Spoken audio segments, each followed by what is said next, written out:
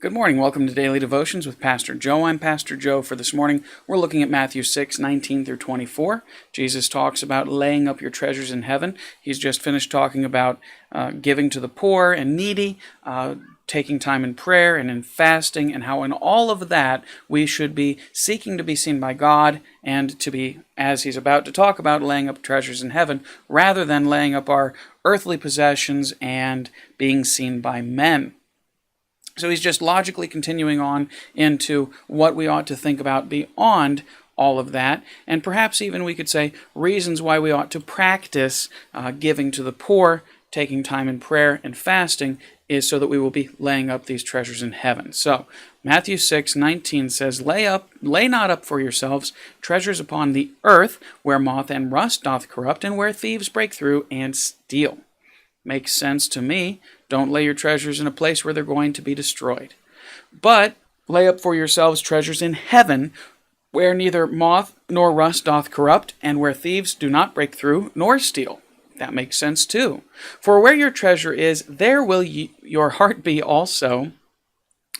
And then he says, And the light of the body is the eye. If therefore thine eye be single, thy whole body shall be full of light. But if thine eye be evil, thy whole body shall be full of darkness. If therefore the light that is in thee be darkness, how great is that darkness? No man can serve two masters, for either he will hate the one and love the other, or he will hold to the one and despise the other. Ye cannot serve God and mammon. And so going down through here just quickly, don't lay yourself treasures on earth. So don't seek after earthly treasures and earthly gain. And this is something that the church in recent days, recent years, in fact, I could say decades, hasn't been caring to talk about and preach much, because it seems that those who have led the churches in our modern era, in many cases, not all, but many cases, are really seeking to lay up the pleasures of this life, having your best life now, right? And so with that opinion and that idea, laying up treasures on earth being, the thing that people are seeking for, Jesus says, don't do that. Why on earth would you ever seek to build up treasures and wonderful things and good things here on earth and having a good life here and now? Instead of that, lay up for yourselves treasures in heaven. What kind of treasures do we lay up on earth? Well, there's our money and our possessions and our friends and posterity and fame and fortune, right? Those kind of things are earthly treasures, worldly treasures, as we would say. But instead, lay up treasures in heaven, where all of these things don't destroy.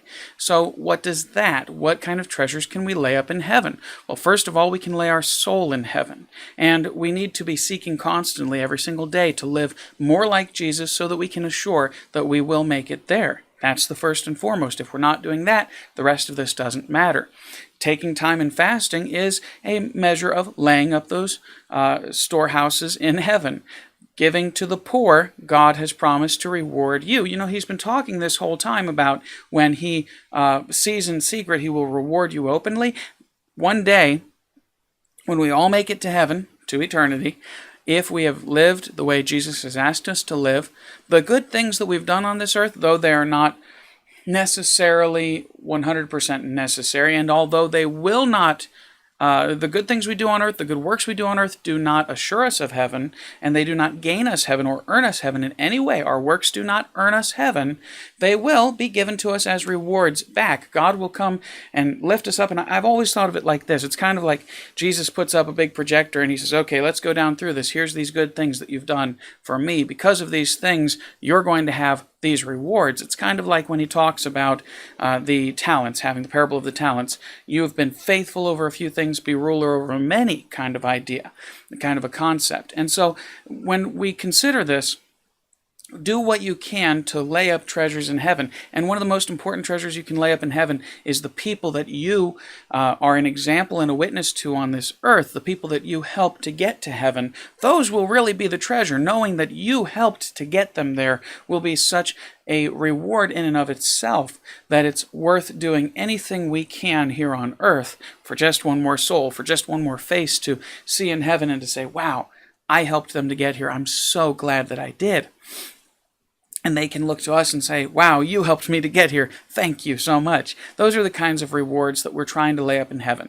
So our whole life should be focused then around trying to help others get to heaven, and ourselves first and others to make it to heaven. That's the most important things we can be doing with our lives, rather than trying to build up huge businesses, make tons of money, and enjoy life here and now. We should be doing our best to lay up a foundation for those who come after us to follow to make it to heaven behind us.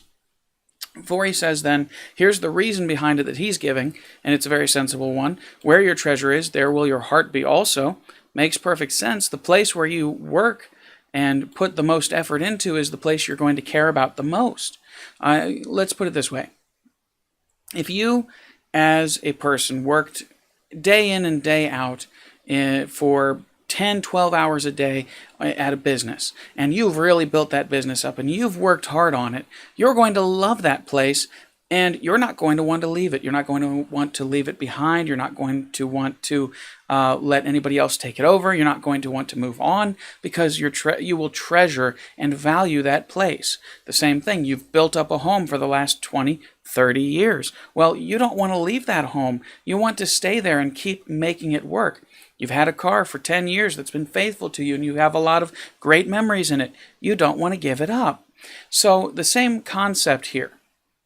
The place that you focus on building up, the place that you put the most energy, effort, and attention into, is the place that your heart will be clinging to and focused on.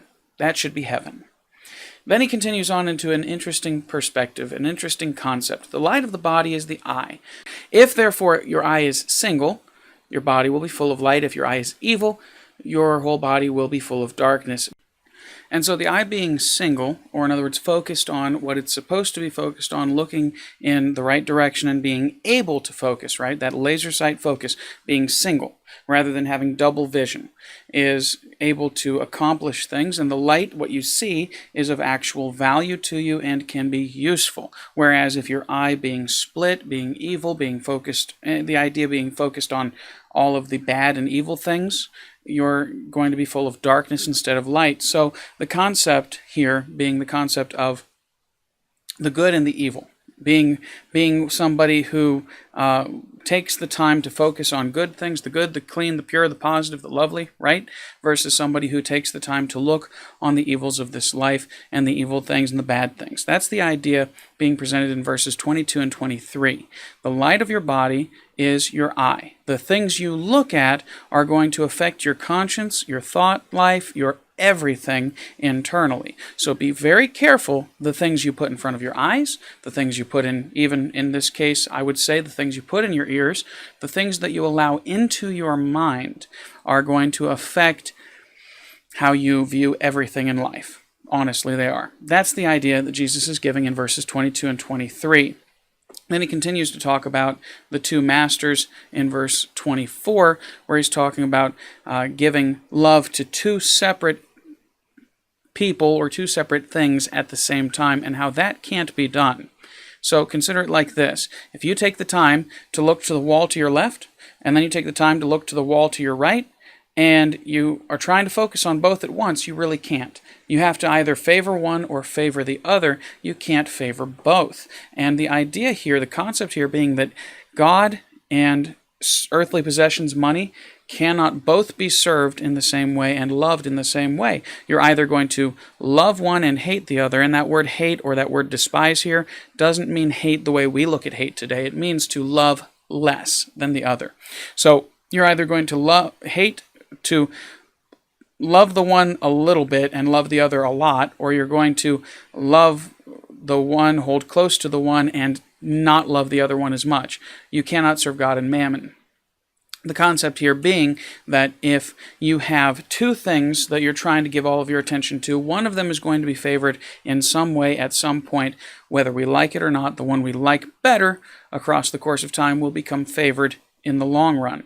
And honestly, when you try to serve God and money, the short-term gains of the things of this life seem to have a greater ability to grab and hold us than the things of God if we're allowing ourselves to focus on them.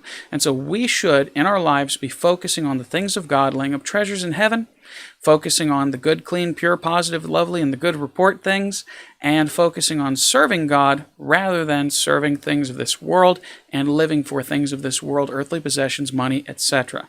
So that's the concepts being given forth here in verses 19 through 24 of Matthew chapter 6. Very fantastic ideas here, and we really, in our day and age, need to get a better grip on living in a way that is focused on and serving the Lord first and foremost with everything we've got. Serve God today with all of your heart, soul, mind, and strength. I hope you have a great day in the Lord. God bless. I'll see you tomorrow on another Daily Devotions with Pastor Joe.